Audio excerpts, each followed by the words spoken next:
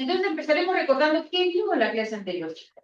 A ver, hablamos sobre la obligación de dar suma y dinero, ¿no? ¿Qué dijimos que era? A ver, conceptos. Es el pago del deudor al acreedor. Muy bien. El concepto de obligación. Es una obligación de dar, pero en este caso es una suma de dinero, ¿no? Exclusivamente es dar suma de dinero. Muy bien, excelente. ¿Qué más vimos sobre la obligación de dar suma de dinero? ¿Cómo iniciaba? ¿Cómo nacía? ¿Cuál era su origen de esta obligación de dar suma de dinero?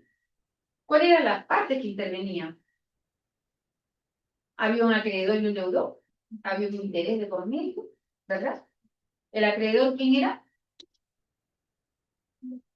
Era quien daba el Muy bien, posibilidad de prestar. muy bien. Y el deudor, quien pagar. recibía ese dinero prestado y tenía obligación de devolver. Entonces, la obligación de dar suma de dinero es esa obligación que tiene, ¿no? El deudor de devolver el dinero que se le ha prestado. Vamos a ver también hoy día un dinero que se presta, ¿se va depreciando? Sí. Ahí vienen los intereses. Puede haber un interés compensatorio o un interés moratorio, que también es establecido en su Código Civil. Bueno, ya trajeron su código, no han sacado, chicos, parece caso Excel, código. Yo sé que pesa, pero hay que traerlo. Bien, ¿qué más vimos, por favor, de la obligación de dar suma y dinero? El dinero es un bien. Muy bien, ¿qué cosa era el dinero? Nos preguntamos también esa oportunidad. ¿Qué era el dinero? Un bien. Bueno, ¿por qué? Que se podía utilizar. Era tangible y era consumible, ¿no? Tangible porque es intercambio y consumible pues, efectivamente. Y también porque se trasladaba de un lugar a otro, ¿verdad? Bien. Y como propietario de ese dinero, pues podemos disponer del dinero como con mi pareja, porque es de nuestra propiedad. Muy bien. ¿Logramos el objetivo de identificar esa obligación de dar dinero? Sí. Vimos un video, incluso con ejemplo, ¿no? Como ustedes dicen, ustedes han puesto el ejemplo en estos momentos, ¿no? Pedro se sacó la lotería, pero no la tinta, 2 millones, y llega a su hermano Juan y le pide prestado, pues, 500 millones, ¿no? Le dice, no te preocupes, pedimos un documento, pero mira que me presten, yo te lo voy a devolver en 6 meses. Pasa un año y no le devuelves. ¿Qué tiene que hacer Pedro para que su hermano le pague?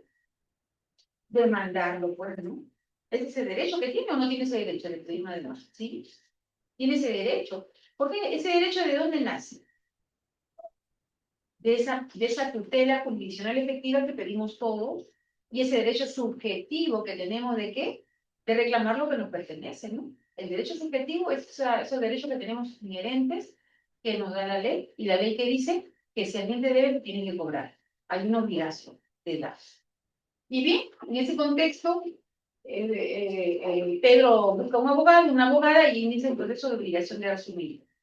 Lo importante es que este proceso de dar su dinero que habíamos mencionado, identificar la ejecución de la sentencia, ¿no? Porque ¿qué pasaba si iniciábamos un proceso de dar su dinero cuando la parte de ejecución nos iba a dar porque la persona obligada no tenía ni un sol? ¿De dónde ejecutábamos? ¿Había? No había, ¿verdad? Entonces habíamos manifestado que los abogados, ¿qué tenían que hacer? Ir a los registros públicos y averiguar si había un bien para embargar, para así asegurar la quinta etapa del proceso civil. ¿Cuáles son las etapas del proceso? ¿Se acuerdan? A ver, chicas, siempre anoten, chicos, la etapa postulatoria, la etapa probatoria, la etapa decisoria, la etapa impugnatoria y la etapa ejecutoria. Es esta etapa final la que pretende que cuidar quién, cuidarse que se ejecute dentro de un proceso de obligación de asumir. Si Pedro ya hizo su juicio, tiene su sentencia, lo lógico es que recupere el dinero o no. Tiene una sentencia que ordena que Juan le pague. Pero lo que pasa es que Juan no tiene ni media bicicleta rota. ¿De dónde le va a pagar? En los registros públicos no tiene nada sin propiedad. No trabaja, porque ni siquiera que digamos que le van a embargar su sueldo, hasta un porcentaje adecuado, ¿no?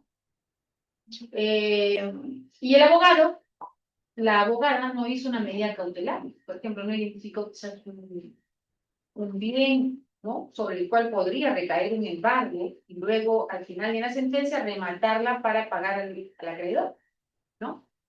Entonces, aquí tenemos un grave problema. Cuando la sentencia se vuelve inejecutable y esa obligación de dar suma de dinero se vuelve impagable.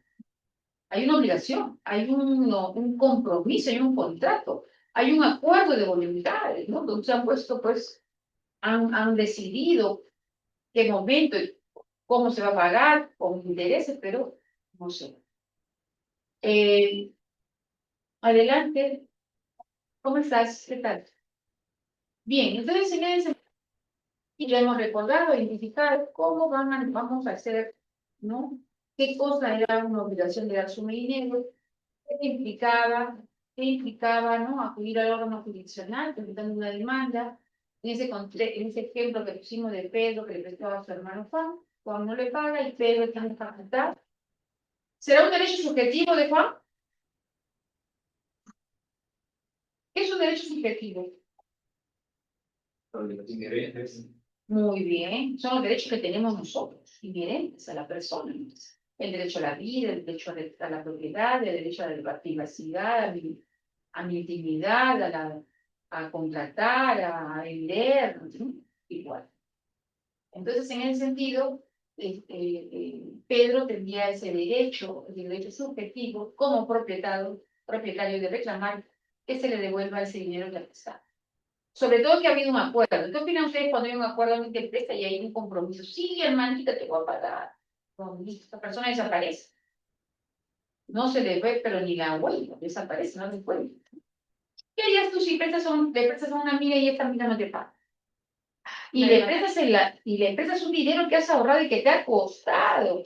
¿El dinero cuesta ahorrarlo? Uy, tienes que amanecer de trabajar y dices, ay, esta platita me va a servir. Cuando viene alguien y te engaña, por decir así, que no te va, porque no te va a pagar. Te dice, préstame, que te lo voy a devolver. Y tú sacas ese día. A mí me ha pasado eso. Dinero de medio guardadito.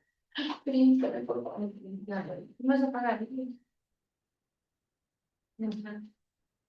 Entonces, sí, vas a prestar, pero la idea es que te devuelva. Y si no te devuelve, vas a tener que reclamar. Pero algunos dirían, no, se sienten tan indignados que lo que quieren hacer es ¿qué? Meter los presos. Oye, esa me debe, no me paga. Yo quiero meter la presa. ¿Se podrá meter preso por deuda? No, porque la Constitución prohíbe, ¿verdad? No hay prisión por deuda, salvo pensión alimenticia. Nada más. Salvo pensión alimenticia. ¿Por qué la pensión alimenticia? En la pensión alimenticia sí hay pago. Porque se pone en riesgo la vida de Ajá, muy bien, qué punto tan importante. Por la misma naturaleza de subsistencia de ese menor, posiblemente, supongamos que es un menor. Hay personas mayores también que necesitan pensar. Pero hay un sistema de subsistencia, porque en el concepto de alimento vamos a entender que va a englobar muchas cosas, no solamente va a englobar pues la comida, va a englobar pues la vivienda digna, ¿no? La atención, la educación, la atención de enfermedad, todo. Y como su compañera menciona, sí, efectivamente, ¿no? Es por la misma naturaleza que se va a tener que hacer pues, un proceso de esa medida. Y solamente en esos casos hay muchos que están presos por no pagar. Aún teniendo, por ejemplo, 8 meses, 9 meses, que digamos que siempre, bueno, sabemos que más de 5 años recién se la ponen efectiva, pero después a modo de presionar para que paguen los alimentos, no deja de dictar medidas coercitivas que el Poder Judicial le arroga a él como atribución para obligarlo a pagar, pero a veces se van a la cárcel y no pagan. ¿No? sí, sí, no, alimenticia, pero a la esposa. ¿Qué dices? Sí, es pensión alimenticia, pero a la esposa. Ah, sí, la demanda es la esposa. O sea, la esposa pidió la pensión alimenticia Ah, para ya, ella. también igual, es el mismo tratamiento. Porque si la esposa pide alimentos es que su subsistencia no está buena, no es adecuada. Quizás está enferma, está con cáncer, ¿no? Esas situaciones se tienen que acreditar en cuanto a la esposa y al niño o a cualquiera para que el juez tenga valores, aspectos y finalmente le fije una prisión, ¿no? Porque si la esposa pide y el juez determina que esa señora está mejor que en mejor posición que el demandante, ¿no? ¿Qué va a pasar? No le va a dar.